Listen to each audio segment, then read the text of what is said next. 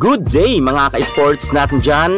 Habang nagsasayang nga ang fans ng Choco Mucho Flying Titans dahil nanalo nga sila ng bronze medal sa international, karamihan naman ngayon pala ng mga bashers ni Boss D at ng Choco Mucho ay nagluluksa dahil nga sa kanilang pagkapanalo. Alamin ang buong detalye. Kung bago ka muna sa aking YouTube channel, huwag kalimutan mag-subscribe. I-click ang ating notification bell para lagi kang updated sa lahat ng issue pagdating sa volleyball. Susunod na. Drop it.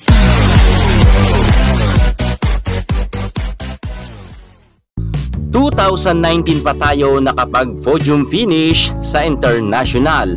At makalipas nga ang ilang taon ay nasundan ito sa pamamagitan nga ng kupunan ng ating Boss Dinawong at Sisi Rondina, kung saan nga ang Choco Mucho Flying Titans ay nagkaroon nga ng bronze medal sa katatapos pa lamang VTV Cup 2023. Dahil nga mga ka-sports natin dyan, nanalo nga ang Choco Mucho Flying Titans, hindi pala lahat ay happy, lalo higit nga ang mga Pinoy fans na nagsasabi nga sa mga komento sa kanila na kaya daw hindi umano nanalo lang ang Choco Mucho dahil nga mga bata pa ang mga nakalaban nito sa katatapos pa lamang na VTV Cup.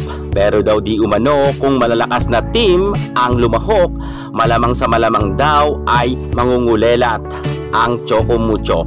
Grabe mga ka-sports natin dyan ang mga negatibong komento nga sa Choco Mucho, na kung saan nga ginawa naman nila ang lahat para nga magkaroon sila ng panalo dito sa VTV Cup na ginanap nga sa Vietnam. Pero napakarami pa rin bashers mga ka-sports. Wala tayong mapupuntahan, manalo man ang Choco Mucho or matalo, ganun naman talaga mga ka-sports. Marami pa rin mga bashers dahil yan mga ka-sports ang pinupunteriya talaga nila ang ating setter na si Boss Dinawong. Kalimitan nga talaga ay kinakabit nga ang pangalan ni Dinawong at sinasabi daw na di umano ay mga tsamba lang ang pagkapanalo ng Choco Mucho. Nakakahiya naman daw kung matatalo pa sila dahil nga mga bata pa ang kanilang mga katunggali. Grabe mga ka-sports ang mga komento talaga ng ibang mga kritiko nga ng ating Boss Dinawong at ng Choco Mucho. Hindi na lang talaga tayo maging happy dahil nga sa napakatagal na panahon, ngayon na naman muli tayo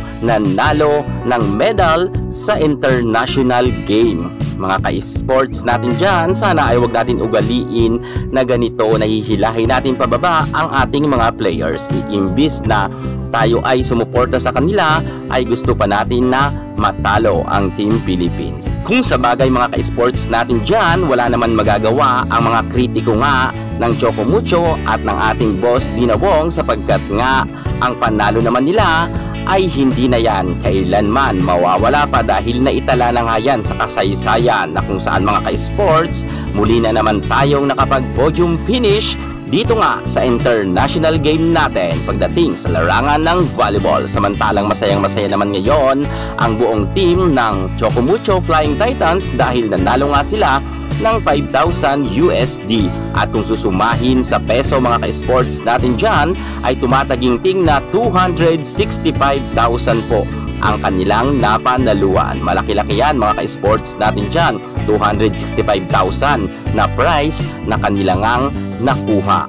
So yan nga po mga ka-sports natin dyan, kinakailangan talaga na maging masaya na lang tayo para nga sa nakuhang parangal na yan na bronze medal ng Team Philippines Choco Mucho Flying Titans. At excited na nga tayo mga ka-sports dahil nalalapit na naman ang PVL, kung saan magsisimula ito sa October. Doon na muli natin aabangan ang ating Choco Mucho Flying Titans. At dito mga ka-sports, may mga nagsasabi na sana daw ay makapasok na ang Choco Mucho sa top 4 pagdating nga sa PVL, dahil ngayon meron na silang weapon na Sisi Rondina. Muli, congratulations sa ating Boss Dinawong at sa kanyang buong team na Choco Mucho Flying Titans. Yan muna ang pinaka-latest natin sa mundo ng volleyball. Thank you so much. God bless.